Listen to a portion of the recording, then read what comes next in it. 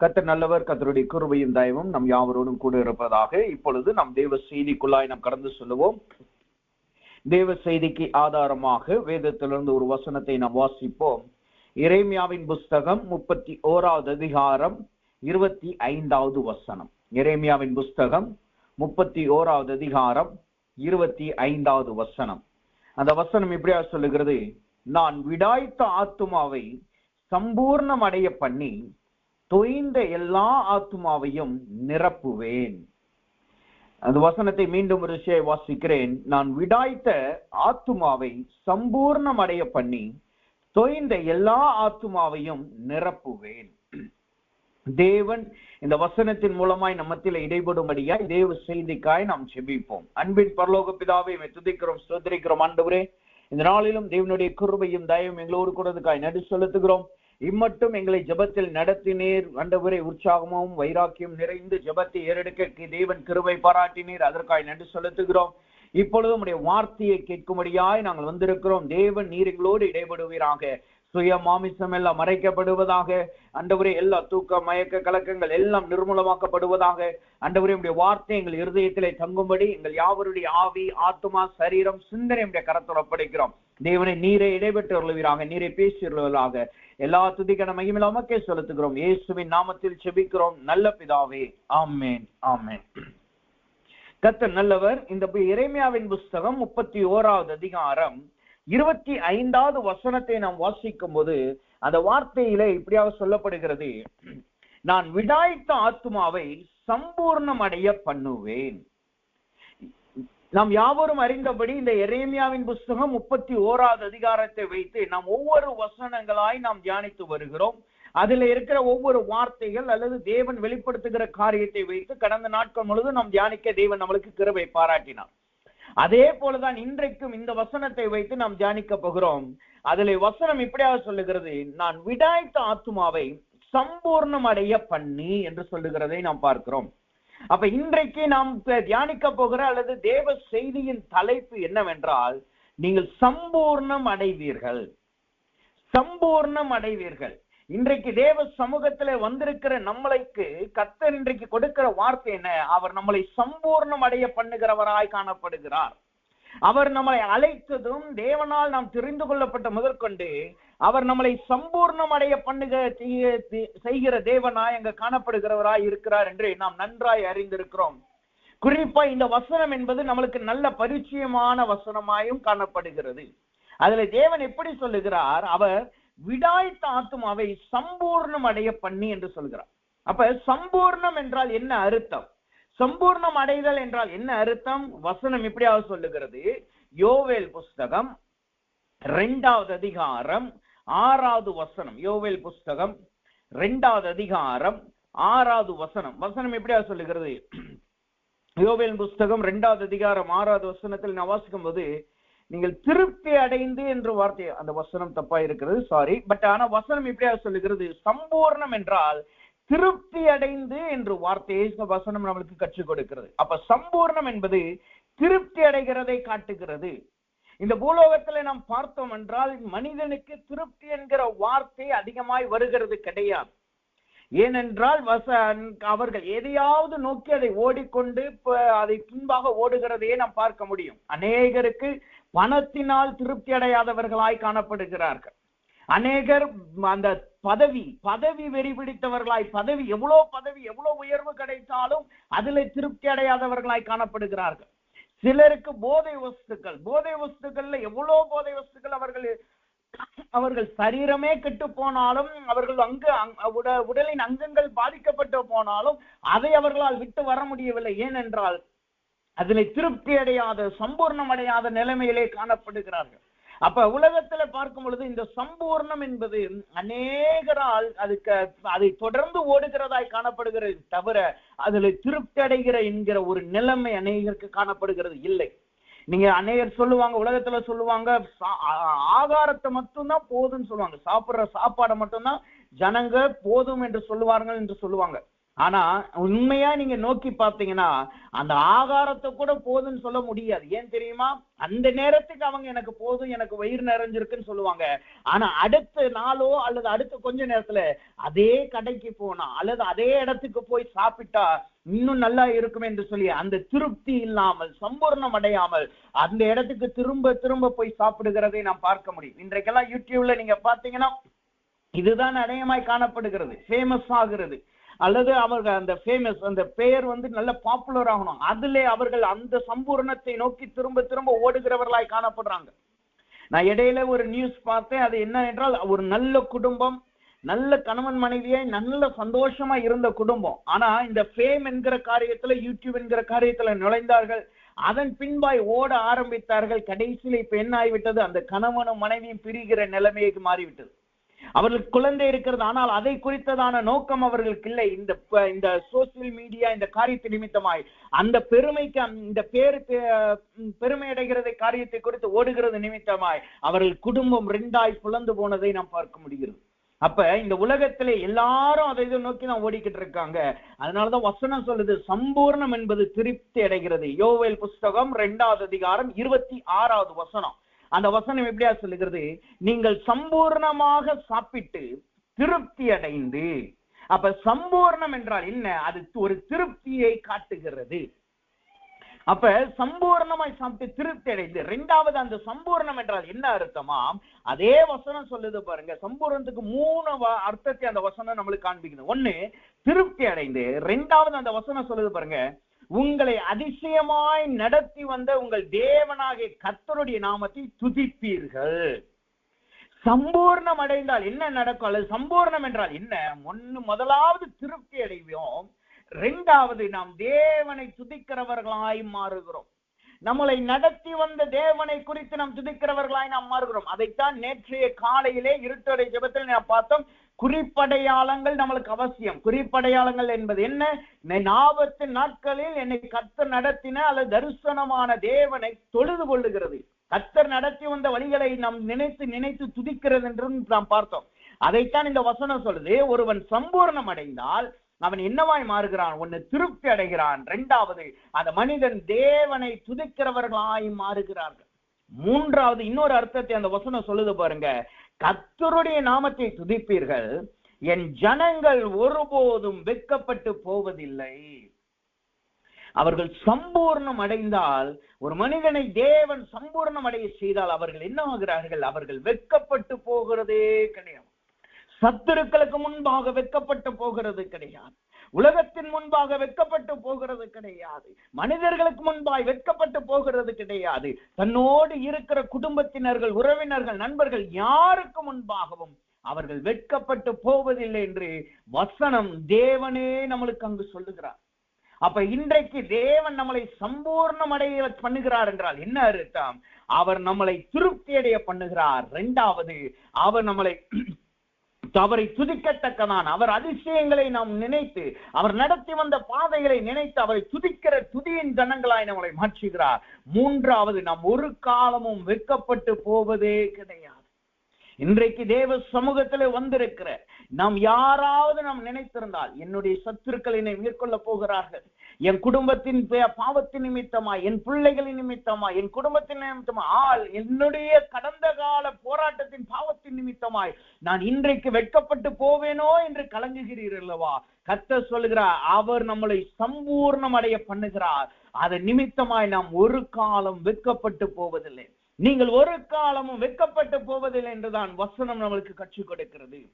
அப்ப சம்பூர்ணம் என்பது திருப்தி அடைதலும் துதித்தலும் வெட்கப்பட்டு போகாததையும் காட்டு. ஆனா யாருக்கு தேவன் இந்த சம்பூர்ணத்தை கொடுக்கிறார்? அந்த வசனம் சொல்லுது பாருங்க, தெளிவாய் சொல்லுகிறது. யாருக்கு தேவன் இந்த சம்பூர்ணத்தை கொடுக்கிறாராம்? எரேமியாவின் புஸ்தகம் 31வது அதிகாரம் 21வது வசனம். அந்த ஆதார வசனத்தை நாம் வாசித்து பார்த்தோம்னா வசனம் இப்படியா சொல்லுகிறது, நான் விடாய்த்த ஆத்துமாவை சம்பூர்ணம் அடைய பண்ணி. யாரை தேவன் சம்பூர்ணம் அடைய பண்ணுகிறார்? யாருக்கு தேவன் இந்த சம்பூர்ணத்தை கொடுக்கிறார்? விடாய்த்து போன ஆத்துமாவுக்கு, விடாய்த்து போன ஆத்துமாவுக்கு, கலங்கி போன ஆத்துமாவுக்கு, சோர்ந்து போன ஆத்துமாவுக்கு அவர் என்ன செய்கிறார்? சம்பூர்ணத்தை அருளுகிறவராய் காணப்படுகிறார். இங்க வசனம் சொல்லுது விடாய்த்து போன ஆத்துமா. அப்படின்னா என்ன அர்த்தம்? விடாய்த்து போன ஆத்துமா எப்படி காணப்படும் தெரியுமா? வசனம் இப்படியா சொல்லுகிறது. தானியேலின் புஸ்தகம் 11வது அதிகாரம் 24வது வசனத்தை வாசித்து பார்த்தோம்னா, அந்த வசனம் விடாய்த்த ஆத்துமா எப்படி காணப்படும் என்ற அந்த வசனம் கற்றுக் கொடுக்கிறது. அந்த வசனம் சொல்லுது பாருங்க, தேசம் சுக வாழ்வோடு சம்பூர்ணத்தோடும் இருக்கையில் அவன் உட்பிரவேசித்து தன் பிதாக்களுக்கும் தன் பிதாக்களின் பிதாக்களுக்கும் செய்யாததை செய்வான்.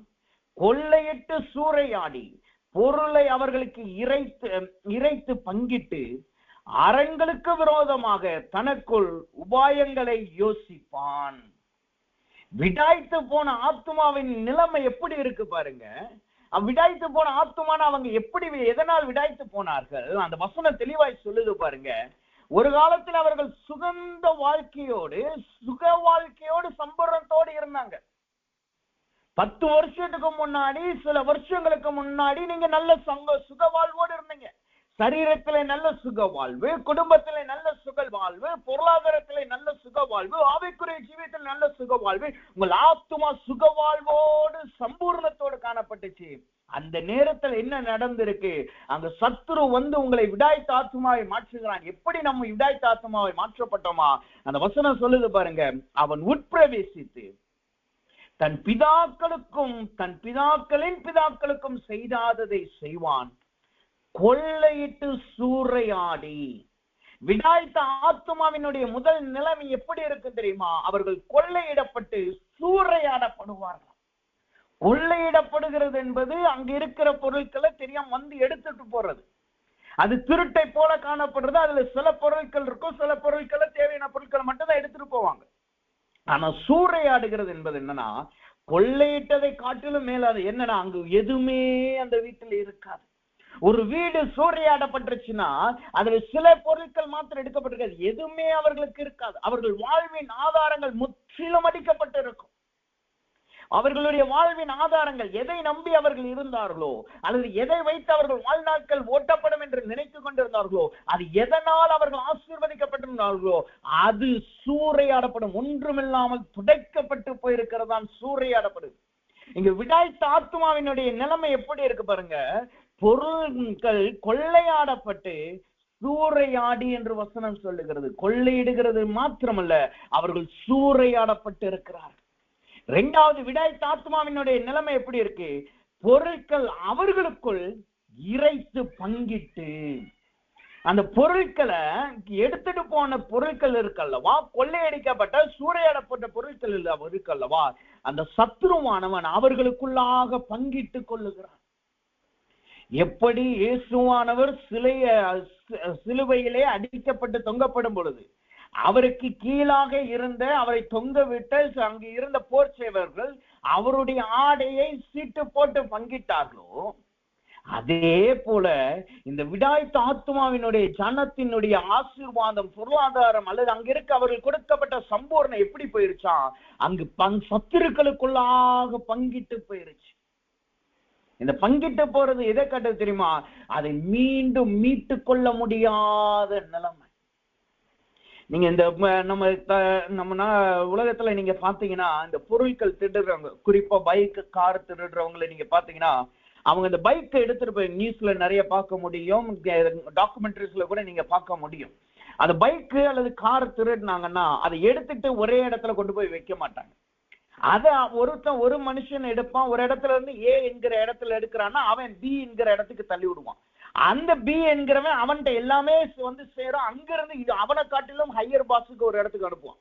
இப்ப உதாரணத்துக்கு கன்னியாகுமரியில அது திருடப்பட்டிருந்தா அடுத்த கொஞ்ச நாட்கள்ல நீங்க பாத்தீங்கன்னா அது தேசத்தை விட்டு போயிருந்திருக்கும், அல்லது வேறு மாநிலங்களுக்கு அடுத்து கடத்தப்பட்டு இருந்திருக்கும். அப்ப இதுதான் அந்த பங்கிட்டு போகிறத காட்டுது. இது ஒரு உதாரணமாய் நான் பார்க்க முடியும். அதே போலதான் விடாய்த்த ஆத்துமாவினுடைய ஜனத்தினுடைய அங்கு தேவன் கொடுத்த சம்பூர்ணம் அங்கு அவனுக்கு எப்படி காணப்படுது? அந்த மனுஷனிடத்துல இல்லாமல் அது எல்லா சத்துருக்களுக்கும் பங்கிடப்பட்டிருக்கு. என்ன ஆகிறது? அதை நம்மளால் மீட்டு கொள்ள முடியாத சூழ்நிலை. அவர்கள் தான் விடாய்த்த ஆத்துமா. ஒன்னு கொள்ளையடிக்கப்பட்டு சூறையாடப்படுவாங்க, 2வது அவர்கள் மீட்டு கொள்ள முடியாத இழப்பை அவர்கள் பெற்றிருப்பாங்க. மூன்றாவது விடாய்த்த ஆத்மா எப்படி இருப்பாங்களா, அவங்களுடைய நிலைமை எப்படி இருக்காம், அரண்களுக்கு விரோதமாக தனக்குள் உபாயங்களை யோசிப்பான். அரண்களுக்கு விரோதமாக என்று சொல்லுங்க. அரண் என்பது கோட்டையை காட்டுது, பாதுகாப்பின் கதவுகளை உடையதை காட்டுது. நீங்க வேதத்துல பாத்தீங்கன்னா அரணான பட்டணம் என்று நிறைய பட்டணங்கள் இருக்கு, இஸ்ரவேல் ஜனங்களே வைத்திருந்தார்கள். இந்த அரணான பட்டணத்துக்குள்ளாகத்தான் ஏதாவது ஒரு போராட்டம் வந்துச்சு, போர் வந்துச்சு, பிரச்சனை வந்துச்சுன்னா உள்ள போயிருப்பாங்க. அது கதவுகளே எத்தனையோ அடி உயரங்கள் இருக்கும். அதனுடைய போல்ட குறித்தே வசனம் சொல்லுது, அது எவ்வளவு தடிமனா இருக்கும் என்று சொல்லி இருக்குது. அப்ப இப்படிப்பட்ட இந்த அரணான கதவுகள் அல்லது அரணுக்குள்ளேயே அவர்கள் யோசனை பண்ணுவாங்களா? அது எதை காட்டுது? எல்லாத்தையும் இழந்து போயிட்டாங்க. அவர்களுடைய ஆசீர்வாதம் மீட்டுக் கொள்ள முடியாதபடி, சம்பூர்ணம் மீட்டுக் கொள்ள முடியாதபடி இழந்து போயிட்டாங்க. இப்ப கொஞ்சம் இருக்கிற கொஞ்சம் பாதுகாப்பு இருக்கல்லவா, அந்த கொஞ்ச நம்பிக்கையும் அங்கு இல்லாமல் முறிக்கப்பட்டு போகிறது. அதை எப்படி எடுக்கலாம் என்று அபயம் பண்ணுவார்கள். சாரி, உபயங்களை யோசிப்பாங்கன்னு சொல்லியிருக்கு. உபயங்கள் அப்படின்னா என்ன அர்த்தம்? சூழ்ச்சி. அப்படின்னா அவர்கள் அந்த இருக்கிற அந்த கொஞ்சம் அரணையும் எப்படி நாம் உடைத்து இவனை முற்றிலும் மறித்தவனை போல் மாற்றுகிறது என்று சொல்லி அவனை குறித்து சத்ருவானவர்கள் யோசித்துக் கொண்டிருப்பார். இது இன்னொரு வார்த்தையை சொன்னா, அவனை திறந்து எல்லாத்தையும் உருவன பின்போம் திரும்பியும் போய் அவனை சூழ்ச்சி பண்ணி அவனை நிர்மூலமாக்குறது. சூழ்ச்சி பண்ணி அவன்கிட்ட இருக்கிற கொஞ்சம் சமாதானம், கொஞ்சம் ஆசீர்வாதம், கொஞ்சம் நிம்மதியையும் எடுத்து போடுகிறதுனாலதான் இவர்கள் தான் விடாய்த்த ஆத்துமாக்கள் என்று வேதம் சொல்லு. அப்ப விடாய்த்த ஆத்துமா என்பது கொள்ளையடிக்கப்பட்டு சூறையாடப்பட்டதும் எல்லா பங்குகளையும் இழந்து மீட்க முடியாத நிலைமைக்கு போகிறதும். மூன்றாவது, இருக்கிற கொஞ்ச நிம்மதியும் அந்த அரணுமே அங்கு நிர்மூலமாக்கப்படுகிற யோசனையிலே காணப்படுகிறது.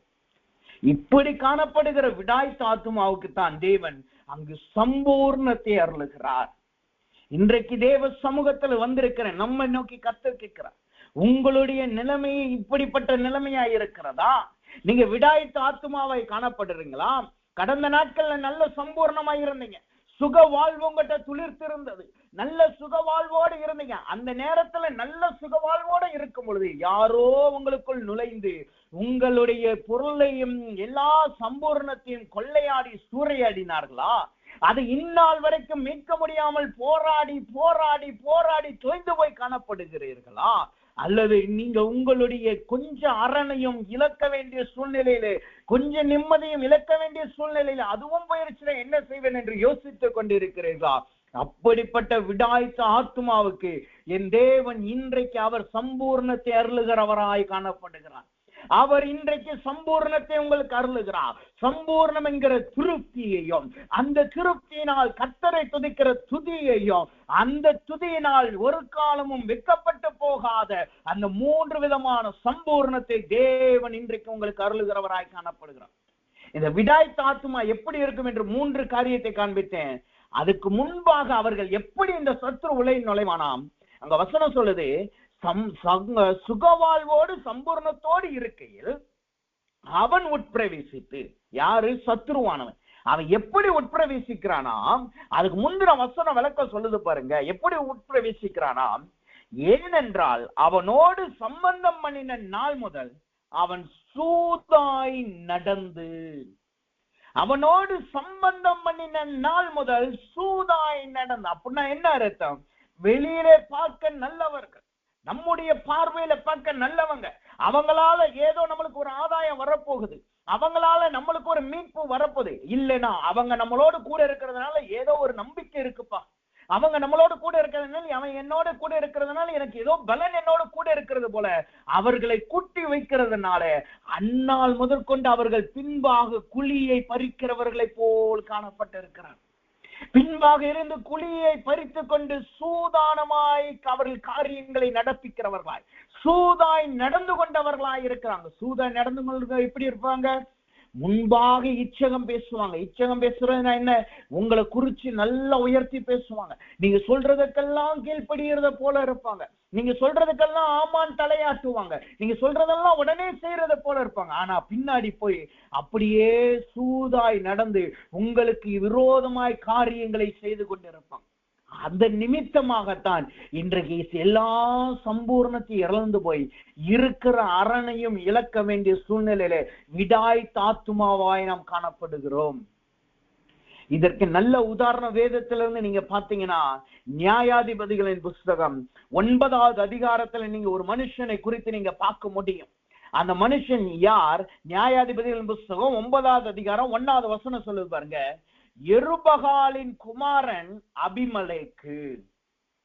யார் இந்த சூதானமான மனுஷன்? சூதாய் நடந்து கொண்ட மனுஷன். யாரோடு இஸ்ரவேலர் தேவ ஜனம் இணைந்ததனால் அவர்கள் சம்பூர்ணம் இழந்து போனது.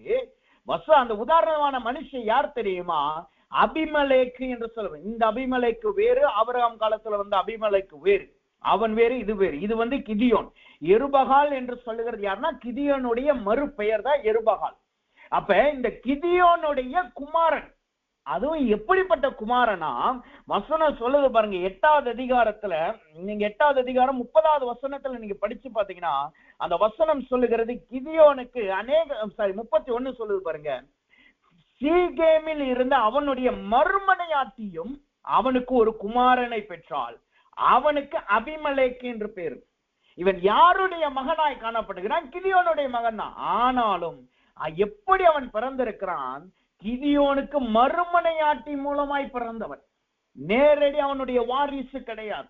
நேரடியாய் அவன் நியாயாதிபதியா மாறக்கூட முடியாது. ஆனா அப்படி காணப்பட்டவன் தான் ஒரு மறுமனையாட்டியாய் அல்லது இன்னொரு வார்த்தையில சொல்ல போனா அந்த காலத்துல மறுமனையாட்டிகள் வேலைக்காரர்களாகவும் அங்கீகரிக்கப்பட்டிருக்கிறாங்க. அப்ப இந்த வேலைக்காரர்களின் குழந்தையாய் காணப்பட்டவன் தான் இப்ப அந்த அபிமெலேக்காய் காணப்படுறான். இங்க என்ன நடக்குது?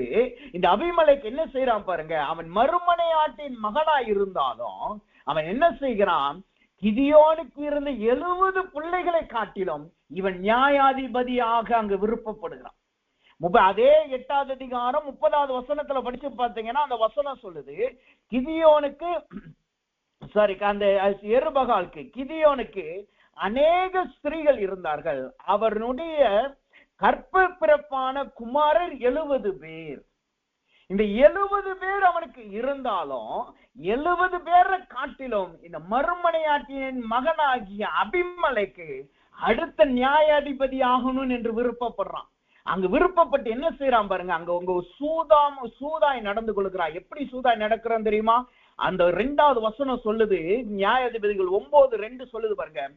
யெருபகாலின் குமாரர் 70 பேராகிய எல்லாரும் உங்களை ஆளுவது உங்களுக்கு நல்லதோ, ஒருவன் மாத்திரம் உங்களை ஆளுவது உங்களுக்கு நல்லதோ என்று நீங்கள் சீகேமில் இருக்கிற சகல பெரிய மனுஷன் காதுகள் கேட்கப்பட பேசுங்கள். யார் இடத்துல சொல்லி விடுறான்? அவன் தன்னுடைய தாயாரையும் தன்னுடைய சகோதரர்களை அழைத்து சொல்றான். யார்கிட்ட பேச சொல்லி? அங்க சூதாய் நடந்து கொள்றான். இவன் போய் நேரா பேசல. அவன் தாயை அனுப்பி, அவன் தன்னுடைய தாயும் தகப்பனையும் அங்க அனுப்பி அவன் என்ன செய்கிறான்? அவன் அங்கு சூதாய் நடந்து கொள்கிறான். சூதாய் நடந்துட்டு என்ன செய்கிறான்? அங்க அடுத்த வார்த்தை சொல்லுது பாருங்க. எல்லா பெரிய மனுஷன் காதுகள் பெற பேசுங்கள், நான் உங்கள் எலும்பும் உங்கள் மாம்சமும் ஆனவன் என்று நினைத்து கொள்ளுங்கள் என்றான்.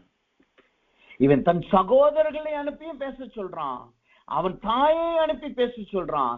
அடுத்து சொல்றான் பாருங்க, நான் உங்கள் எலும்பும் உங்கள் மாம்சமும் என்று நினைத்து கொள்ளுங்கள். இதுதான் சூதாய் நடந்து கொள்வது. சூதாய் நடந்து கொள்வதுன்னா என்ன தெரியுமா?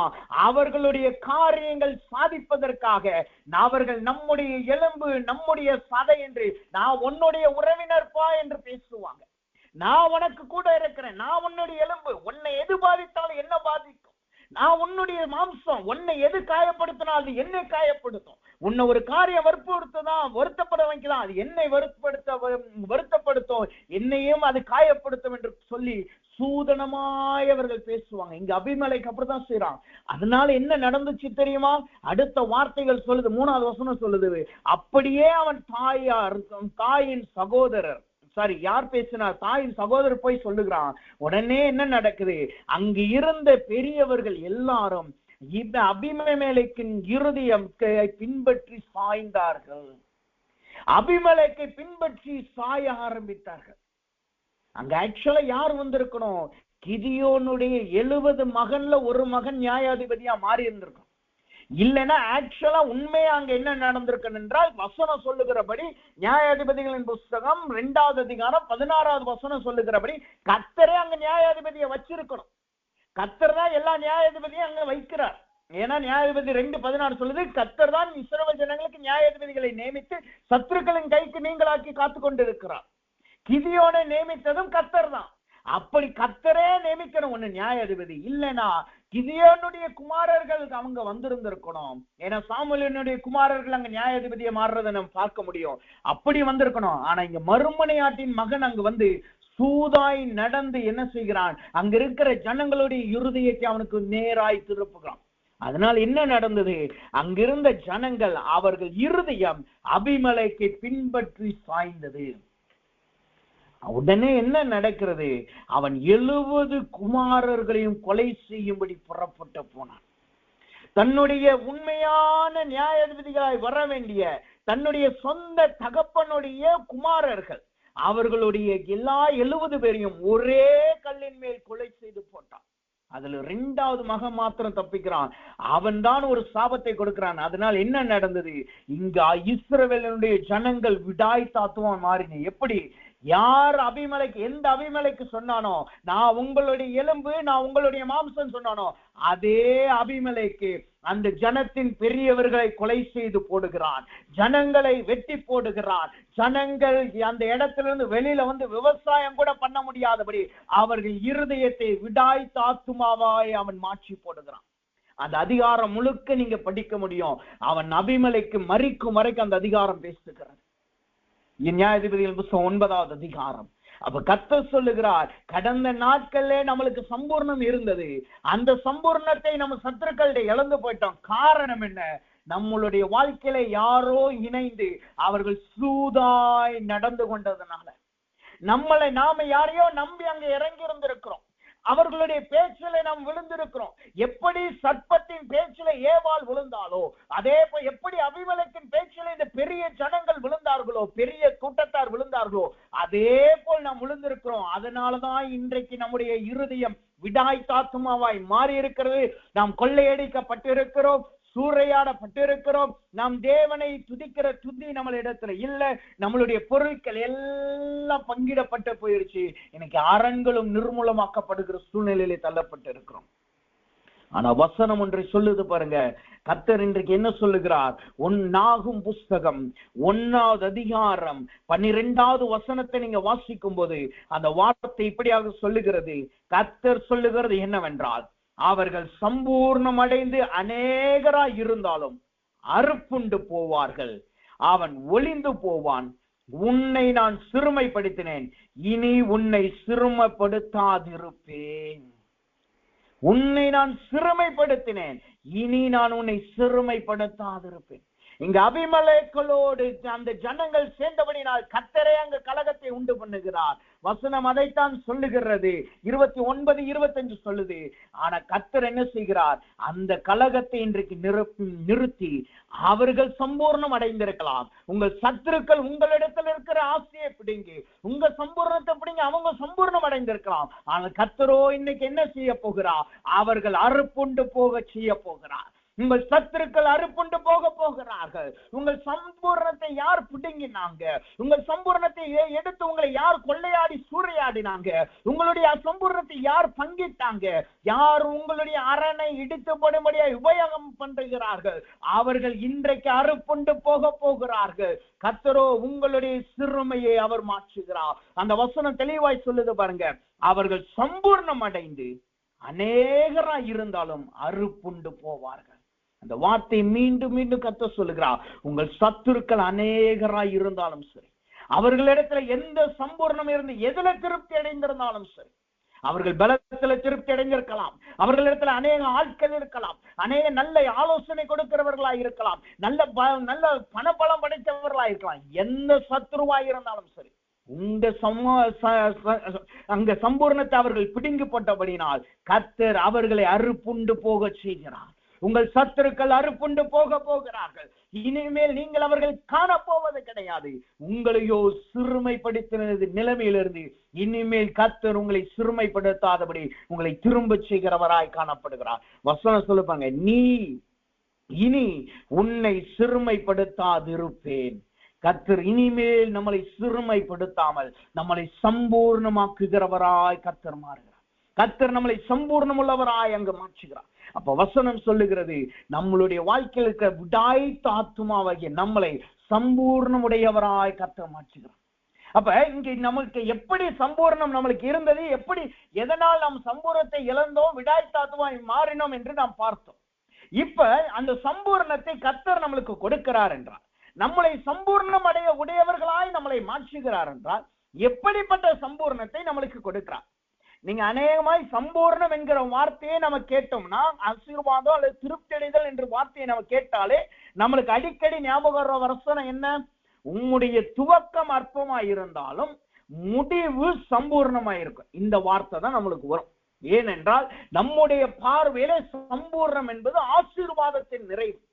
சம்பூர்ணம் என்பது பணக்கார நிலைமைக்கு நம்மளுக்கு மாறுறது இல்லைன்னா, சம்பூர்ணம் என்பது இன்னைக்கு பொருளாதாரத்தில் நல்ல நிலைமையில எல்லாருக்கும் மேல உயர்ந்து இருக்கிறது. அது ஒரு பக்கத்துல இருந்தாலும், ஆனா இன்றைக்கு நாம தியானிக்க போகிறது மற்ற 2 சம்பூர்ணத்தை நாம் பார்க்க போகிறோம். இன்னைக்கு தேவன் கற்றுக் கொடுக்கிற 2 சம்பூர்ணத்தை பார்த்து அந்த சம்பூர்ணம் அடைந்தவர்களாய் நாம் மாற்றப்படுவோமாக. முதலாவதாக, தேவன் நம்மளை சம்பூர்ணமுடையவர்களாய் கர்த்தர் நம்மளை மாற்றுகிறார் என்றால், எப்படிப்பட்ட சம்பூர்ணத்தை கர்த்தர் நம்மளுக்கு கொடுக்கிறார்? சங்கீதங்களின் புஸ்தகம் 36வது அதிகாரம், சங்கீதங்களின் புஸ்தகம் 36வது அதிகாரம் 8வது வசனத்தை நீங்க படிச்சு பார்த்தீங்கன்னா, அந்த வார்த்தை இப்படியாக சொல்லுகிறது, உமது ஆலயத்துள்ள சம்பூர்ணத்தினால் திருப்தி அடைவார்கள், உமது பேரின்ப நதியினால் அவர்கள் தாகத்தை தீர்க்கிறீர். முதலாவது எப்படிப்பட்ட சம்பூர்ணத்தை கர்த்தர் நம்மளுக்கு கொடுக்கிறார்? ஆலயத்தில் உள்ள சம்பூர்ணத்தை நம்மளுக்கு கர்த்தர் கொடுக்கிறார். அவருடைய ஆலயத்தில் உள்ள சம்பூர்ணத்தை நம்மளுக்கு கர்த்தர் கொடுக்கிறார். இன்னொரு வசனம் சொல்லுது, ஆலயம் என்பது அவருடைய வீடு என்று சொல்லுது. அப்ப தேவன் முதலாவது இன்றைக்கு நம்மளுக்கு என்ன, எப்படிப்பட்ட சம்பூர்ணத்தை நம்மளுக்கு கொடுத்து நம்மளை சம்பூர்ணமுடையவர்களாய் கர்த்தர் மாற்றுகிறாராம்?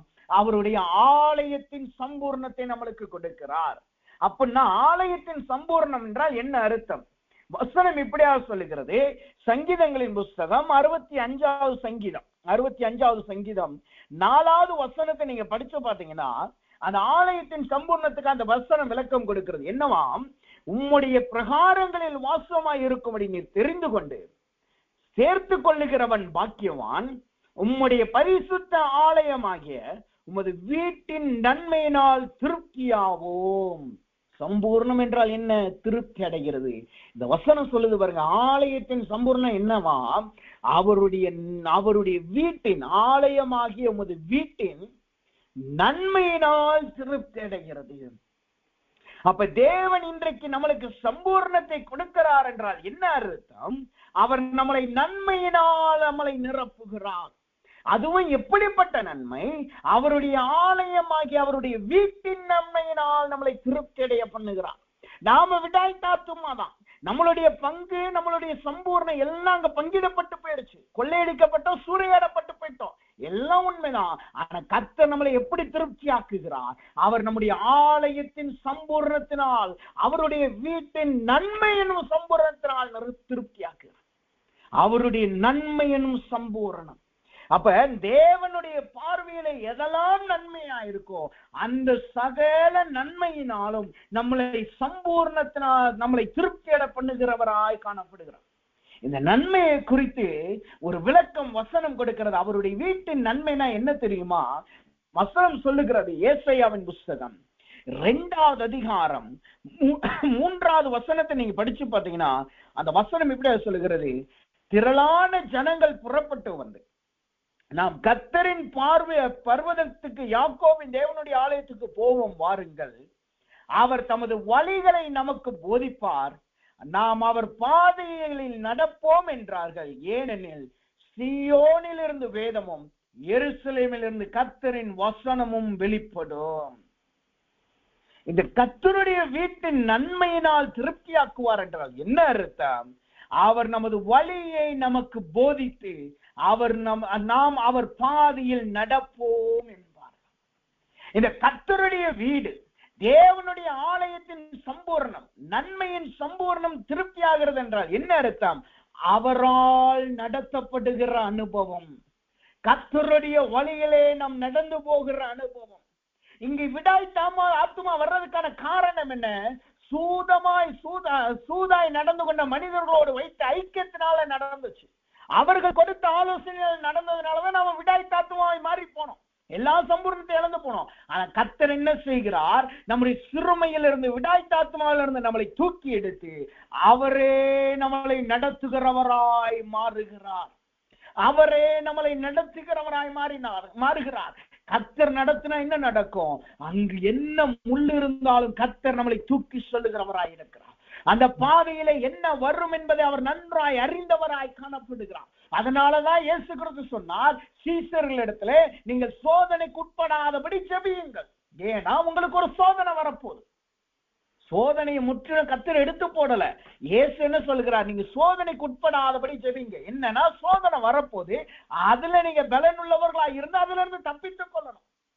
அதே போலதான் கர்த்தர் நம்மளை நடத்துகிறார் என்றால் போராட்டம் வரலாம், பிரச்சனைகள் வரலாம், சோதனைகள் வரலாம். ஏன் செங்கடலே முன்பாக வந்தாலும் சரி, கரை புரண்டு ஓடுகிற யோர்தானே வந்தாலும் சரி, கர்த்தர் அதிலிருந்து வெட்டாந்தரையிலே நம்மளை நடக்க செய்ய வல்லவராய் இருக்கிறார். இஸ்ரவேல் ஜனங்களை எகிப்திலிருந்து வெளியே கொண்டு வந்தார். கர்த்தர் தான் அவர்களை நடத்தினார். ஆனா என்ன நடந்துச்சு? அவங்க போய் முடிந்த இடம் செங்கடல். இந்த சைடு பார்வோன், அந்த சைடு செங்கடல். ஆனா கர்த்தர் என்ன செய்தார்? அவரே அவர்களை நடத்தினபடினால் செங்கடல் ஊடாய் வெட்டாந்தரையிலே அவர்கள் நடந்து போனார்கள். இன்றைக்கு கர்த்தர் சொல்லுகிறார், அவர் நம்மளை சம்பூர்ணம் அடைய பண்ணுகிறார் என்றால் என்ன அர்த்தம்? அவரே நம்மளை நடத்துகிறவராய் மாறுகிறார். அவர் நம்மளுடைய கப்பலின் மாலுமியாய் அவர் மாறுகிறார். அவர் நம்மளுடைய சுக்கானை பிடித்து நம்மளை நடத்துகிறவராய் மாறுகிறார். எந்த போராட்டம் வந்தாலும் சரி, எந்த சத்துரு தந்திரமாய் வந்தாலும் சரி, எந்த போராட்டத்தின் கிரியை அங்கு வந்தாலும் சரி, கர்த்தர் நம்மளை நடத்துகிறவராய் மாறுகிறார். வேதத்தில் ஒரு தீர்க்கதரிசி இருக்கிறான், கண்ணு தெரியாத தீர்க்கதரிசி. ராஜா படுக்கையில வியாதியில பட்டு இருக்கிறான். அவன் ராணியை அனுப்பி, ராஜாதியை அனுப்பி, அங்க அவனுடைய ஆளை அனுப்பி, அங்கு மாறுவேடத்துல போ, நீ இப்படி போனேன்னா அவன் கரெக்டா சொல்ல மாட்டான், நீ மாறுவேடத்துல போன்னு சொல்லுங்க. அந்த ஸ்திரீயோ அவள் மாறுவேடத்துல வர்றான். இந்த கண்ணு தெரியாத தீர்க்கதரிசி அவள் யார் வருகிறா என்பதை நன்றாய் அறிந்து அவன் படுக்கையில் அவன் மரித்து போவான் என்று சொல்லி தீர்க்கதரிசனம் தெளிவாய் சொல்லுகிறதை நாம் பார்க்க முடியும். இதுதான் கர்த்தர் நடத்துகிறது. கர்த்தர் நடத்துகிறார் என்றால் இன்னைக்கு நிறைய பேர் சொல்றாங்க, கர்த்தர் நடத்தினா உங்களுக்கு போராட்டமே வராது, கர்த்தர் நடத்தினா உங்களுக்கு யுத்தமே வராது, கர்த்தர் நடத்தினா உங்களுக்கு எந்த போராட்டம் உங்களுக்கு முன்பாக சத்துருவே நிக்க முடியாது என்று சொல்லுகிறார்கள். அதெல்லாம் உண்மை கிடையாது. வசனம் அதை நம்மளுக்கு கற்றுக் கொடுக்கவில்லை. கர்த்தர் நடத்துவார். கர்த்தர் நடத்தினால் அங்க போராட்டம் வரும், அங்க குழி இருக்கும், முட்கள் இருக்கும், சத்துரு நிற்பான். ஆனால் அந்த சத்துருவை மேற்கொள்ள கர்த்தர் நம்மளுக்கு பலன் கொடுப்பார். அந்த சத்துருவோடு கர்த்தரை அங்கு யுத்தம் பண்ணுவார். அந்த போராட்டங்கள் நம்மளை மேற்கொள்ள முடியாது, நம்முடைய சத்துருக்கள் நம்மளை மேற்கொள்ள முடியாது. நாமோ அதன் ஊடாய் நடந்து ஜெயத்தை பெறுகிறவர்களாய் மாறுவோம். இது நல்ல உதாரணம் தெரியுமா? இஸ்ரவேல் ஜனங்கள் கானானை பிரவேசித்து 7 ராஜாக்கள் அவனுக்கு விரோதமாய் இருந்தாங்க. 7 ராஜாக்களை அவர்கள் மேற்கொண்டு அவர்கள் கானானை சுதந்தரித்தார்கள். கர்த்தர் நினைச்சிருந்தா அந்த ராஜாக்களை துரத்தி விட்டு இருந்திருக்கலாம். ஆனா அவர்களை வைத்ததற்கான காரணம் என்ன? கர்த்தர் அவர்களோடு இருந்து ஜெயத்தை கொடுக்கிறார் என்பதற்கு காண்பிப்பது. இன்னைக்கு நம்முடைய வாழ்க்கையில போராட்டத்தை கர்த்தர் அனுபவிப்பதற்கான காரணம் என்ன? நம்முடைய வாழ்க்கையில யுத்தங்கள் வருவதற்கான காரணம் என்ன? சத்துரு நம்முடைய வாழ்க்கையில சோதனைகளை கொண்டு வருவதற்காக கர்த்தர் அனுபவிப்பதற்கான காரணம் என்ன? நம்மளிடத்திலே கர்த்தர் நம்மளோடு இருக்கிறார். அவரே சகலத்தையும் ஜெயித்தவர், அவர் பராக்கிரமசாலி, நம்மளை ஜெயிக்க வல்லவராய் இருக்கிறார் என்பதை நமக்கு நினைப்பூட்டதா. நாம் அதில் மடிந்து போவதற்காக அல்ல, நம்மளை அந்த சத்துருக்கள் நம்மளுடைய போராட்டங்கள் நம்மளை மேற்கொள்வதற்காக அல்ல, அந்த போராட்டத்தை நாம ஜெயிக்கும்படியாய் கர்த்தர் அவைகளை நமக்கு முன்பாய் வைக்கிறார். யோபுடைய வாழ்க்கை அதற்கு உதாரணமாய் இருக்கிறது. எல்லா தீர்க்கதரிசிகளுடைய வாழ்க்கை அதற்கு உதாரணமாய் காணப்படுது. எரேமியாவெல்லாம் நீங்க படிச்சு பார்த்தீங்கன்னா அவனு படாத பாடுகள் கிடையவே கிடையாது. எசேக்கியேல் படாத பாடுபட்டான். அதை காட்டில எரேமியா அவன் கண்ணுல அறையப்படுகிறான். களிமண் இருக்கிற அல்லது அந்த அலி இருக்கிற உளையான சேற்றில் அவன் தூக்கி எறியப்படுறான், கிணற்றுல தூக்கி எறியப்படுகிறான். அவனுக்கு படாத அவன் அழுகை தீர்க்கதரிசி என்று சொல்லப்படுகிறது. அப்படி உபத்திரவப்பட்டான். ஆனாலும் கர்த்தர் அவனை தூக்கி நிறுத்தினார்.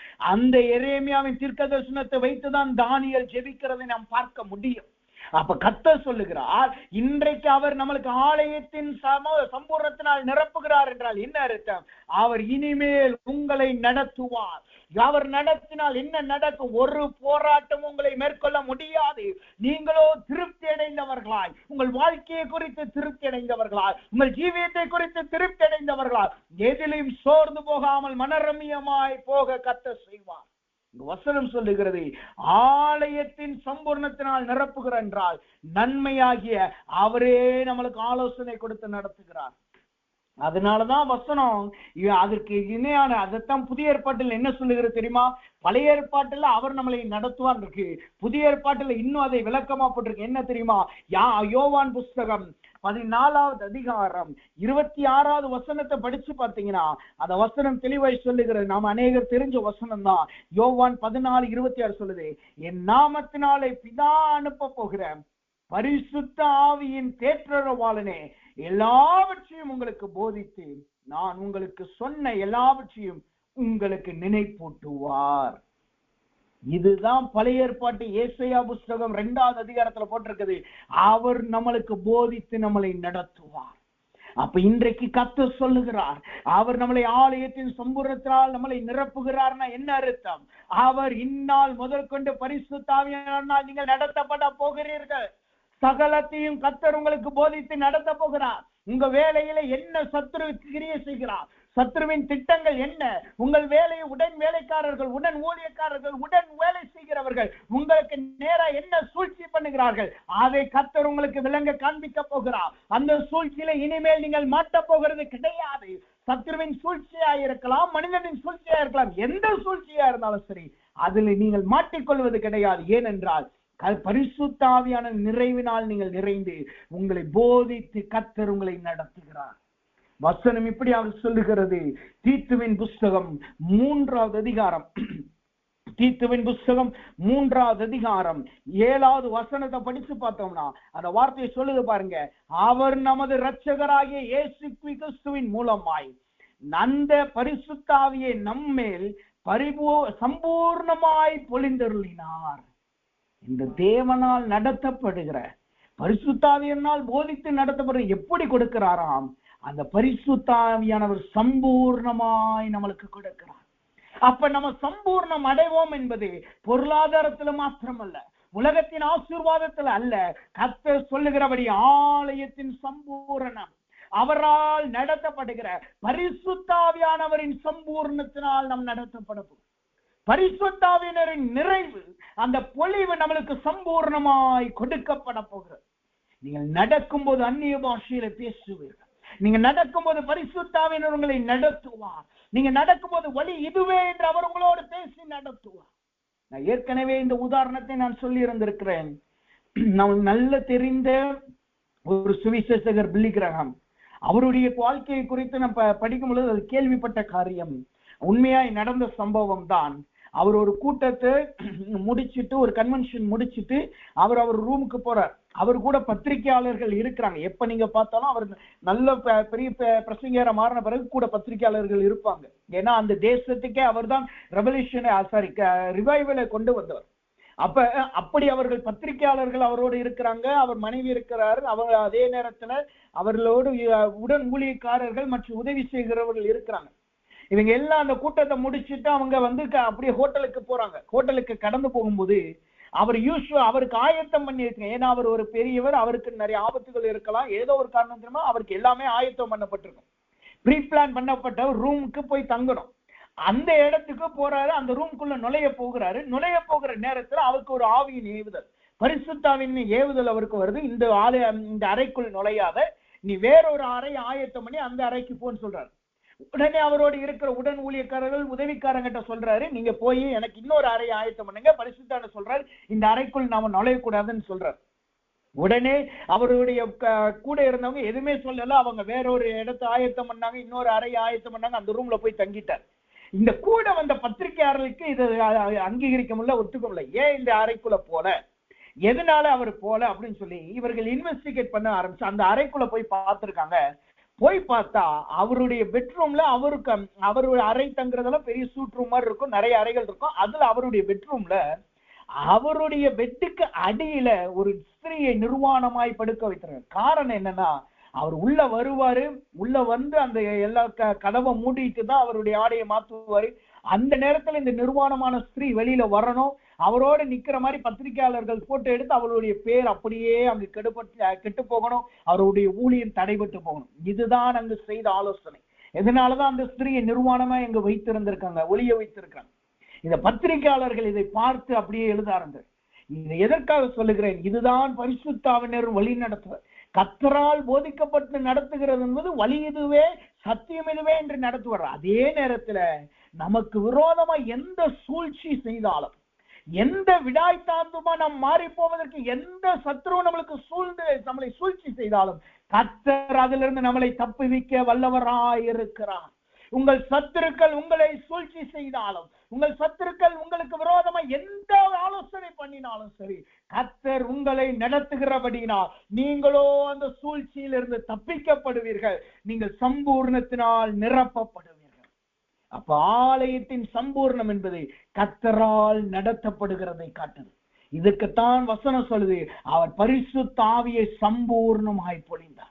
இன்னைக்கு நீங்க நினைக்கலாம், எனக்கு பரிசுத்த ஆவியின் நிறைவு பத்தல, என்னால இன்னும் நான் வல்லமையா எழும்ப முடியல, என் ஆவிக்குரிய ஜீவியை இன்னும் பலனடையலன்னு யோசிக்கலாம். ஆனா கர்த்தர் இன்றைக்கு பரிசுத்த ஆவியினால் உங்களை சம்பூர்ணப்படுத்துகிறார். உங்கள் ஆலயத்தின் சம்பூர்ணத்தால் நீங்கள் நிரப்பப்படுகிறீர்கள். பரிசுத்த ஆவியின் சம்பூர்ணமாய் உங்களுக்கு பொழிய போகிறார்.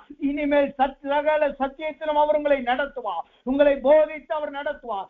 எந்த போராட்டம் வந்தாலும் நீங்கள் அதில் ஜெயிக்கிறவர்களாய் காணப்படுவார். இந்த பரிசுத்த ஆவியானவர் சம்பூர்ணமாய் கொடுக்கப்பட்டு ஆலயத்தின் சம்பூர்ணத்தினால் நடத்தப்பட்டாங்க. என்ன நடக்கும் தெரியுமா? வசனம் சொல்லுது, ஏசாயாவின் புஸ்தகம் 2வது அதிகாரம் 4வது வசனம் சொல்லுது பாருங்க. அவர் தம்முடைய வழியிலே நம்மளை நடத்துவார், அவர் வழியிலே நடப்போம். அடுத்து 4வது வசனம் அதுக்கு. அதனால் என்ன நடக்குது தெரியுமா? வசனம் சொல்லுது பாருங்க, அவர் ஜாதிகளுக்குள் நியாயம் தீர்த்து திரளான ஜனங்களை கடிந்து கொள்ளுவார். அப்பொழுது அவர்கள் தங்கள் பட்டயங்களை மண்வெட்டிகளாகவும் தங்கள் ஈட்டிகளை அரிவாள்களாகவும் அடிப்பார்கள். ஜாதிகளுக்கு விரோதமாய் ஜாதி பட்டயம் எடுப்பதில்லை, இனி அவர்கள் யுத்தத்தை கற்பதும் இல்லை. இது எந்த யுத்தத்தை காட்டுது தெரியுமா? மாம்சத்தோடு போராடுகிற போராட்டத்தை காட்டுது. இதுவரைக்கும் நம்முடைய மாம்சத்தோடு நம்முடைய சத்துருக்களோடு போராடணும். கத்தி எடுத்துட்டோம், நம்முடைய கத்தி என்கிற வாயை வச்சுட்டு நம்ம போராடணும். புலம்பி போராடினோம், போராடி உனக்கு விரோதமா நான் வர்றேன் என்று மாம்சத்தோடு போராடினோம். ஆனா கர்த்தர் என்ன செய்தது தெரியுமா? அவர்களுடைய பட்டயங்கள் மண்வெட்டிகளாகும், ஈட்டிகள் அரிவாள்களாகும். அப்படின்னா என்ன அர்த்தம்? மண்வெட்டி என்பது நிலத்தை தோண்டி அது விதைவிதைக்கிறதையும் பண்படுத்துகிறதையும் காட்டுது. அறிவாள் என்பது அந்த பண்படுத்தப்பட்டதனால் வந்த பலன் இருக்கல்லவா, அதை அறுக்கிற அறிவாளை காட்டுகிறது, விளைவின் பலனை ருசிக்கிறதை காட்டுது. அடுத்த வார்த்தை சொல்லுது பாருங்க, அவர்கள் யுத்தத்தை கற்பது இல்லை. அப்படின்னா என்ன அர்த்தம் தெரியுமா? கர்த்தர் உங்களுக்கா யுத்தம் பண்ணுவார், நீங்களோ யுத்தத்தை மறப்பீர்கள். நீங்களோ அறிவாள்களினால் உங்கள் ஆசீர்வாதத்தை அறுத்து புசிக்கிறவர்களாய் மாறுவீர்கள். கர்த்தர் உங்களுக்கா யுத்தம் பண்ணுவார். இதுவரைக்கும் நீங்க விடாய்த்த ஆத்மாவலா இருக்கிறதுனால நீங்க புலம்பி அழுது ஏதோ எப்படியாவது நம்ம மேல வரணும் நீங்க போராடினீங்க. ஆனா இனிமே கர்த்தர் உங்கள் மாம்சத்தின் போராட்டத்தை நிர்மூலமாக்குகிறார். தேவன் உங்களுக்காக யுத்தம் பண்ணுவார். நீங்களோ யுத்தத்தின் கற்புதலை நிறுத்தி உங்களுடைய அறிவாளின் ஆசீர்வாதத்தை நீங்கள் பெற்றுக் கொள்ளுவீர்கள். இதைத்தான் யோவான் புஸ்தகம் 14வது அதிகாரம் 26வது வசனத்துல பரிசுத்த ஆவியானவர் போதிப்பார் என்று இயேசு சொன்ன உடனே அடுத்ததாய் அடுத்து சொல்றாரு பாருங்க, 27வது வசனத்துல, சமாதானத்தை உங்களுக்கு வைத்து போகிறேன். இதுதான் புதிய ஏற்பாட்டில் இந்த காலத்திலே கர்த்தர் நம்மளுக்கு கொடுத்திருக்கிறது. ஆலயத்தின் சம்பூர்ணம் என்பது பரிசுத்தாவின் நிரப்புவதனால் நாம் நடத்தப்படுகிறது. அதனால் என்ன வருது? நம்முடைய பட்டயம் மண்வெட்டியாகவும் ஈட்டி அறிவாளுமாய் மாறுகிறது. அதனால் என்ன நடக்கிறது? நாம் யுத்தத்தை நிறுத்தி போடுகிறோம். அப்படின்னா என்ன அர்த்தம்? நம்முடைய இருதயம் சமாதானத்தினால் நிரப்பப்படுகிறது. இதைத்தான் எபேசியர் 6 சொல்லுகிறது, மாம்சத்தோடும் இரத்தத்தோடும் யுத்தம் இல்லை, தேவன் சொல்லுகிறார், இனிமேல் உங்களுக்கு மாம்சத்தோடும் இரத்தத்தோடும் யுத்தம் கிடையாது. நீங்கள் யுத்தம் கற்பிக்கிறது நிறுத்தப்பட போகிறது. உங்கள் பட்டயங்கள் இனிமேல் மண்வெட்டியாய் மாறப்போகிறது. அதனால் நீங்கள் விதை விதைக்க போகிறீர்கள். அதில் வருகிற பலனை உங்கள் ஈட்டி அறிவாலை மாறுகிறபடினால் அதை அறுக்கப் போகிறீர்கள். அதை நீங்கள் புசிக்க போகிறீர்கள். கர்த்தரோ உங்களை சமாதானத்தின் சம்பூரணத்தால் நிரப்ப போகிறார். உங்கள் யுத்தத்தின் நாட்கள் முடிந்து போனது என்று கர்த்தர் சொல்லுகிறார். அப்ப ஆலயத்தின் சம்பூர்ணம் என்பது பரிசுத்தாவின் நிரப்புதலை முழுவதும் பெற்றுக் கொள்வதும், அதனால் தேவனுடைய சமாதானத்தை பெற்றுக்கொள்ளும். இன்றைக்கு உங்கள் ஆத்துமா விடாய்த்த ஆத்துமா இருக்கிறபடினா எப்ப பார்த்தாலும் புலம்பிக்கிட்டு இருக்கிறீங்களா? எப்ப பார்த்தாலும் ஏதாவது ஒரு போராட்டம், வியாதி என்கிற போராட்டம், பொருளாதாரம் என்கிற போராட்டம், ஆவிக்குரிய போராட்டம், குடும்பத்தோடு போராட்டம், மனைவியோடு போராட்டம், கணவனோடு போராட்டம், பிள்ளைகளோடு போராட்டம். கர்த்தர் சொல்லுகிறார், இன்றோடு மாம்சத்தின் போராட்டங்கள் நிறுத்தப்படுகிறது, நீங்களோ சமாதானத்தினால் நிரப்பப்படுகிறீர்கள். அதுவும் வேதம் சொல்லுகிறது அல்லவா, உலகம் தராத சமாதானம் தேவன் தருகிற சமாதானம். உலகத்தினால் கொடுக்க முடியாத தேவன் தருகிற சமாதானத்தை கொடுக்கிறார். இதுதான் ஆலயத்தின் சம்பூரணம். ஆலயத்தின் சம்பூர்ணத்துக்கு இன்னொரு பேர் என்ன? சமாதானத்தின் சம்பூர்ணம். கர்த்தர் முதலாவது இன்னைக்கு நம்மளை சம்பூர்ணமாக்குகிறார் என்றால் என்ன அர்த்தம்? தேவன் நம்முடைய ஆலயத்தின் சம்பூர்ணமாகிய சமாதானத்தின் சம்பூர்ணத்தை பரிசுத்தாவின் சம்பூர்ணத்தினால் நம்மளுக்கு கொடுத்து நம்மளை நடத்த போகிறார். இந்நாள் முதற்கொண்டு நாம் கர்த்தரால் நடத்தப்பட போகிறோம். இரண்டாவதாக, நம்மளை சம்பூர்ணமடையவர்களாய் கர்த்தர் நம்மளை மாற்றுகிறார் என்றால் எப்படிப்பட்ட சம்பூர்ணத்தை இரண்டாவது நம்மளுக்கு கொடுக்கிறாரா? சுருக்கமாய் பார்த்து நாம் செபிப்போம். வசனம் இப்படியா சொல்லுகிறது. 2 கொரிந்தியர் புஸ்தகம் 9வது அதிகாரம் 11வது வசனத்தை படிச்சு பாத்தீங்கன்னா வசனம் இப்படியா சொல்லுகிறது. தேவனுக்கு எங்களால் ஸ்தோத்திரம் உண்டாவதற்கு ஏதுவாய் இருக்கும் மிகுந்த உதார குணத்தினால் நீங்கள் எவ்விதத்திலும் சம்பூர்ணம் உள்ளவர்களாவீர்கள். இரண்டாவது, எப்படிப்பட்ட சம்பூர்ணத்தை தேவன் நம்மளுக்கு கொடுக்கிறார்? அவர் நம்மளுக்கு உதாரண குணமுடைய சம்பூர்ணத்தை கர்த்தர் நம்மளுக்கு கொடுக்கிறார். உதார குணத்தினால் சம்பூர்ணத்தை நம்மளுக்கு கொடுக்கிறார்.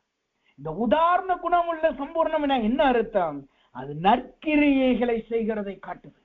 அது மற்றவர்களுக்கு உதாரணத்தோடு உதவி செய்கிறதை காட்டுகிறது. அது வசனம் சொல்லுது பாருங்க, ஏதுவாய் இருக்கும் மிகுந்த உதார குணத்தினால் நீங்கள் எவ்விதத்திலும். அடுத்த வார்த்தை, அதுக்கு இன்னொரு வார்த்தை சொல்லுது பாருங்க, தர்ம சகாயமாகிய என்று சொல்லு. உதாரண குணமாகிய சம்பூர்ணம் என்றா என்ன அர்த்தம்? உதாரண குணம்னா என்ன?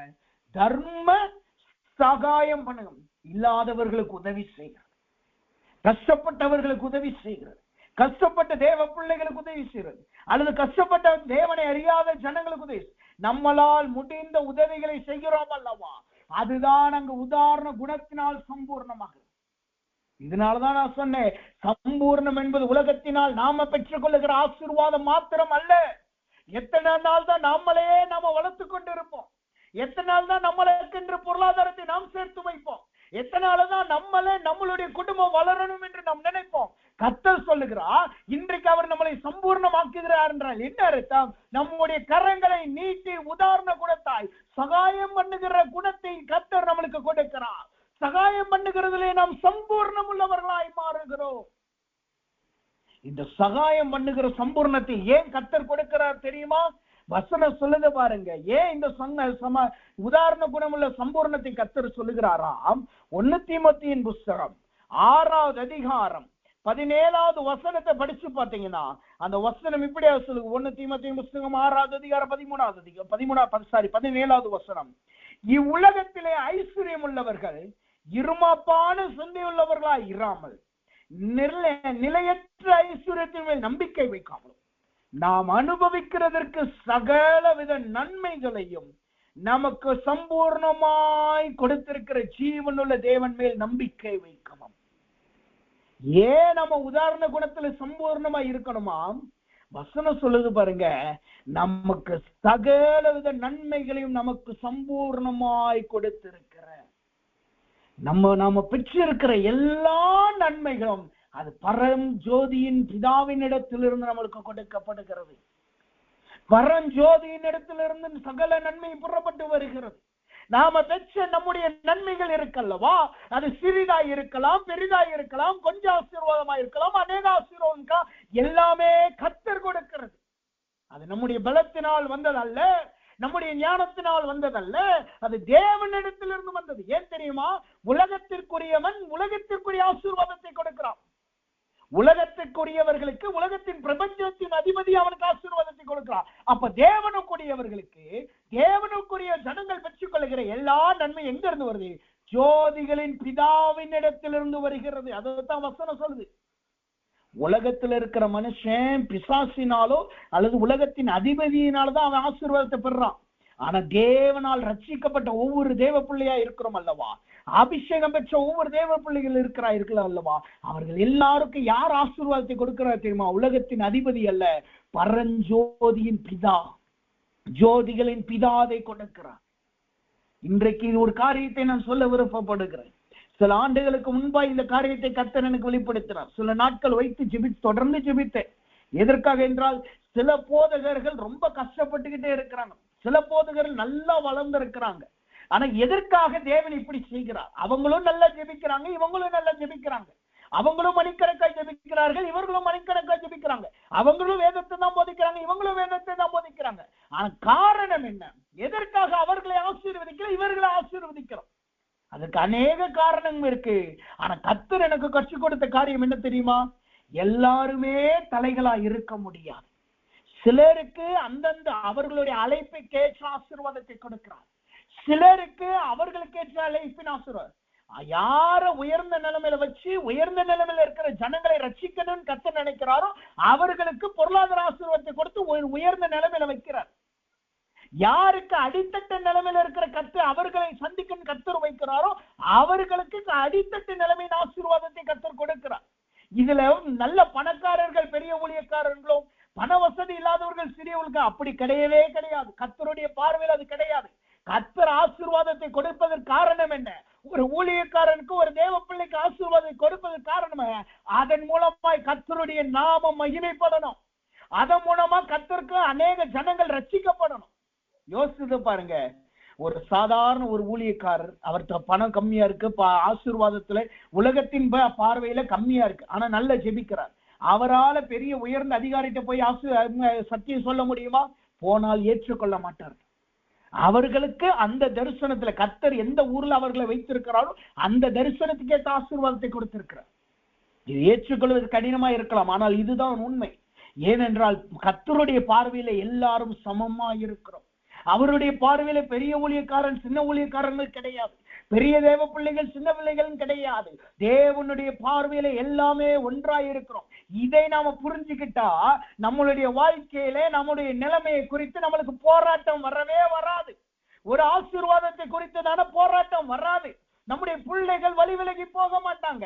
எந்த நிலைமையில கர்த்தர் நம்மளை வைத்திருக்கிறாரோ அதுல நாம் மனரமியமா இருக்க முடியும். இதுதான் பவுலுக்கும் நடந்தது. பவுலுக்கு அவன் உயர்ந்த இடத்துல போய் சத்தியம் சொல்ல வேண்டிய நிலைமையில அவனுக்கு கர்த்தர் கொடுத்தார். அதே நேரத்தில் இல்லாதவர்களுக்கும் சிறைச்சாலையில் இருக்கிறவர்களுக்கு சத்தியம் சொல்ல அவரை சிறைச்சாலையில போட்டான். அதற்காக அவன் குற்றவாளி என்று நாம் சொல்ல முடியுமா? அப்படி கிடையாது. அப்ப கர்த்தர் எந்தெந்த நிலைமையில அவர்களுக்கு அழைப்பை கொடுத்திருக்கிறாரோ அந்த நிலைமைக்கேற்ற அழைப்பை தான் அவர்களுக்கு அதற்கேற்ற வளர்ச்சியை கர்த்தர் கொடுக்கிறார். அப்ப இங்க வசனம் சொல்லுது, எந்த நன்மையா இருந்தாலும் சரி அது தேவனிடத்திலிருந்து கொடுக்கப்பட்டிருக்கு. அப்ப இன்றைக்கு நாம் ஆசீர்வாதத்திலே சம்பூர்ணம் அடைகிறது மாத்திரமல்ல, அதுல கொடுக்கிறதுலையும் நாம் சம்பூர்ணமாகணும். கர்த்தர் அதைத்தான் விருப்பப்படுகிறார். இல்லாதவர்களுக்கு கொடுக்கிறதுலே நாம் சம்பூர்ணமாகணும், இல்லாத ஜனங்களுக்கு கொடுக்கிறதுலே நாம் சம்பூர்ணமாகணும். அதன் மூலமாய் கர்த்தரை நாம் துதிக்கணும். வசனம் சொல்லுது பாருங்க எப்படி. அதனால் என்ன நடக்குது தெரியுமா? நாம் சம்பூர்ணமாய் கொடுக்கிறதுனால அங்க என்ன நடக்கும் தெரியுமா? வசனம் சொல்லுது, அதனால் வருகிற பலன் என்ன தெரியுமா? 2 கொரிந்தியர் புஸ்தகம் 9வது அதிகாரம் 11 மற்றும் 12வது வசனத்தை வாசித்து பார்த்தீங்கன்னா, கொடுக்கிறதுலே சம்பூர்ணமாய் நாம் மாறுகிறபடினால் அங்க என்ன நடக்கிறது? வசனம் சொல்லுது 11ல, தேவனுக்கு எங்களால் ஸ்தோத்திரம் உண்டாவதற்கு ஏதுவாய் இருக்கும் மிகுந்த உதாரண குணத்திலே. நம்முடைய உதாரண குணமாகிய கொடுக்கிறதுல சம்பூர்ணமாகிறது என்ன செய்கிறது தெரியுமா? நம்மளை கர்த்தரை துதிக்கிறவர்களாய் நம்மளை மாற்றுகிறது. எப்போது பார்த்தாலும் ஸ்தோத்திரம் சொல்லுகிறது மாத்திரம் கர்த்தரை துதிக்கிறது அல்ல, மணிக்கணக்காய் முழங்கால் போட்டு ஸ்தோத்திரிக்கிறது மாத்திரம் கர்த்தரை துதிக்கிறது அல்ல, கர்த்தருக்காய் கொடுக்கிறதும் கர்த்தரை துதிக்கிறது. அது இல்லாதவர்களுக்கு கொடுக்கிறது, கஷ்டப்படுறவங்களுக்கு கொடுக்கிறது, உதாரணத்துவமாய் கொடுக்கிறவர்களாய் கர்த்தர் நம்மளை மாற்றுகிறார். இந்த நாள்ல நம்மளை நாம நிதானித்து பார்ப்போம். நாம் எத்தனை பேருக்கு நாம் உதவி செய்திருக்கிறோம்? நாம சொல்லலாம், என்கிட்ட கொஞ்சம் தான்ப்பா இருக்கு, என்கிட்ட 2 சட்டை தான் இருக்கு, ஒன்ன கொடுப்போம். நம்ம என்னட்ட கொஞ்சம் ஆசீர்வாதம் தான் இருக்கு, இருக்கிறதே கொடுங்க, கர்த்தர் உங்களை ஆசீர்வதிப்பார். ஏன்னா நன்மை கர்த்தர் இடத்துல இருந்துதான் வருகிறது. 2வது இன்னொரு பெரிய ஆசீர்வாதம் என்ன தெரியுமா? உனக்கு கர்த்தரை ஸ்தோத்திரிக்க நம்மளை உதவி செய்யுது. 2வது இதுவும் பெரிய ஆசீர்வாதம் என்ன தெரியுமா? கொடுக்கிறது நிமித்தமாய் வசனம் சொல்லுது, இந்த தர்ம சகாயமாகிய பணிவிடை பரிசுத்தவான்களுடைய குறைகளை நீக்குகிறதும் அல்லாமல், நம்மளை பரிசுத்தவான்களை நம்முடைய வாழ்க்கையில இருக்கிற குறைகள் இருக்கல்லவா, அவைகளை இந்த தர்ம சகாயம் நீக்கி போடுகிறது.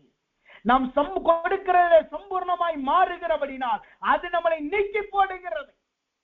நான் போதகருக்கு மாத்திரம் தான் கொடுக்கணும்னு சொல்லல, இங்க வசனம் சொல்லுது தர்ம சகாயம் இல்லாதவர்களுக்கு கொடுக்கிறது. நான் காணிக்கை குறித்தோ தசமபாகத்தை குறித்து பேசுறேன், இல்லாதவர்களுக்கு கொடுக்கிறதை கொடுங்க. உங்க வாழ்க்கையில யாரெல்லாம் நீங்க பாத்தீங்கன்னா எல்லாருக்கும் உங்களால் முடிந்ததை உதவி செய்யுங்க. அதுவிலே கர்த்தர் இன்றைக்கு நம்மளை சம்பூர்ணமாய் மாற்றுகிறார். வேதம் சொல்லுகிறது, ஐஸ்வர்யவான்களை போல் நாம் இருமாப்பாய் இராமல், நிலையற்ற ஐஸ்வர்யத்தில் நம்முடைய நம்பிக்கை வைக்காமல் கர்த்தர் மீது நம்முடைய நம்பிக்கை வைப்போமாக. இன்றைக்கு முதலாவது ஆலயத்தின் சம்பூர்ணத்தை கர்த்தர் உங்களுக்கு கொடுக்கிறார். 2வது கொடுக்கிறதிலே நம்மளை சம்பூர்ணமாய் நம்மளை மாற்றுகிறார். இனிமேல் நாம் பார்க்கும் பொழுது, ஜனங்களை பார்க்கும் பொழுது நாம் நாம வியாகுலப்பட போறோம், ஐயோ அவங்களுக்கு இல்லையே, ஏன்ட்ட இருக்கே, நான் கொடுக்க போகிறேன் என்று நம்மளை கர்த்தர் மாற்றுகிறார். அதனால் நாம் கர்த்தரை ஸ்தோத்திரிக்க போகிறோம். அதனால் நம்முடைய குறைகள் அங்கு மாற்றப்படுகிறது.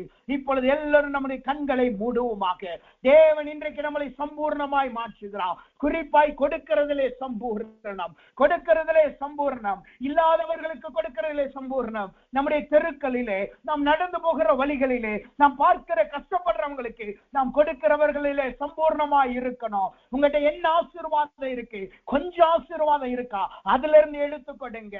எல்லா நன்மையும் கர்த்தர் உங்களுக்கு கொடுப்பா, சகல நன்மையும் கர்த்தர் கொடுப்பா. இப்பொழுது எல்லாரும் கண்களை மூடுவோமா? தேவ சமூகத்துல சொல்லுங்க, ஆண்டவரே என் விடாய் ஆத்துமாவை கண்ணோக்கி பாருங்க. உங்கள் விடாய் ஆத்துமாவை கர்த்தர் இடத்துல ஒப்பு கொடுங்க. சத்துரு உங்களை மோசம் பாக்கினானா கர்த்தர் இடத்துல ஒப்பு கொடுங்க. இப்பொழுது கர்த்தர் உங்களை பலப்படுத்துகிறார். கர்த்தர் உங்கள் விடாய் ஆத்துமாவை சமாதானத்தின் ஆத்துமாவை மாற்றுகிறார். ஆலயத்தின் சம்பூரணத்தினால் தேவன் முதலாவது உங்களை நிரப்புகிறார். எல்லாரும் தேவ சமூகத்துல ஜெபிப்போமா? நாம் ஜெபிப்போம். அன்பின் பரலோக பிதாவே, ஸ்தோத்திரிக்கிறோம், துதிக்கிறோம். ஆண்டவரே, இந்த நாளும் தேவனுடைய கிருபையும் தயவும் எங்களோடு கூடுதற்காய் நன்றி செலுத்துகிறோம்.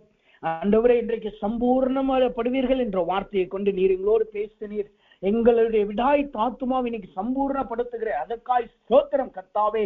சூழ்ச்சியினால் வந்த விடாய் ஆத்துமா, ஏமாற்ற நிலைமையில வந்து விடாய் ஆத்துமா, ஆண்டவரே எல்லாவற்றையும் இழந்து போன விடாய் ஆத்துமா இருக்கிற உங்களுடைய பிள்ளைகளை பலப்படுத்துவீராக. இந்நாள் முதற்கொண்டு சம்பூர்ணம் அடைவார்களாக கர்த்தாவே. குறிப்பாய் ஆண்டவரே, ஆலயத்தின் சம்பூர்ணத்தினால் உடைய பிள்ளைகளை நிரப்பி நீரே உடைய பிள்ளைகளை இந்நாள் முதற்கொண்டு நடத்துவீராக. உடைய சமாதானம் உடைய பிள்ளைகளை நிரப்புவதாக. பரிசுத்தாவின் நடத்துதல் உடைய பிள்ளைகளுக்கு இருப்பதாக கர்த்தாவே. குறிப்பை ஆண்டவரே, நீ சொன்ன வார்த்தையின்படி கொடுக்கிறதிலே சம்பூர்ணப்படுவார்களாக, கொடுக்கிறதிலே சம்பூர்ணப்படுவார்களாக.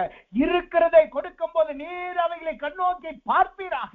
அன்றைக்கு ஆண்டவரே, அந்த ஸ்திரீ இருக்கிற 2 காணிக்கையை அவள் கொடுத்தாள், 2 காயினை கொடுத்தாள் அல்லவா?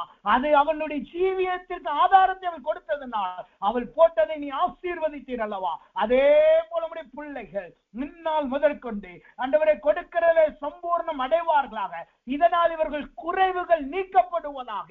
இதனால் கொடுக்கிறதை சம்பூர்ணம் அடைந்தவர்கள் துதிக்கிறவர்களாய் மாறுவார்களாக கர்த்தாவே. குறிப்பாய் ஆண்டவரே, இனிமேல் எந்த சூழ்ச்சியும் பிள்ளைகளை மேற்கொள்ளக்கூடாது. எந்த போராட்டம் வந்தாலும் கர்த்தரால் நடத்தப்படுகிறபடினால் எல்லாவற்றையும் ஜெயிக்க பிள்ளைகளுக்கு கிருபை செய்வீராக. அப்படி நீ செய்யறக்கா நன்றி செலுத்துகிறோம். எல்லா துதி கண்ண மகிமையாமக்கே செலுத்துகிறோம். உங்களுடைய பிள்ளைகளை எங்களை நீ சம்பூர்ணமாக்கினதுக்காக, சம்பூர்ணத்தினால் நிரப்புகளுக்காய் நன்றி செலுத்துகிறோம் கர்த்தாவே. எல்லா துதி கண்ண மகிமையாமக்கே செலுத்துகிறோம். இயேசுவின் நாமத்தில் ஜெபிக்கிறோம் நல்ல பிதாவே. ஆமென், ஆமென்.